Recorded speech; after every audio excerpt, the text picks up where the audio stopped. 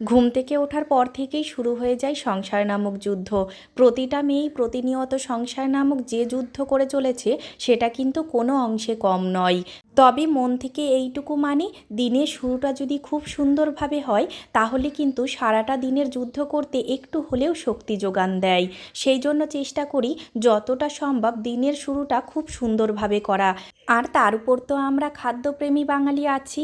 আমাদের সমস্ত কিছুই সুন্দর জিনিস খাওয়া দাওয়া দিয়েই শুরু আর খাওয়া দাওয়া দিয়েই শেষ। সেই জন্য ভাবলাম ভালো কিছু একটা ব্রেকফাস্টে বানাই, তাহলে সারাটা দিন খুব সুন্দরভাবে কাটবে।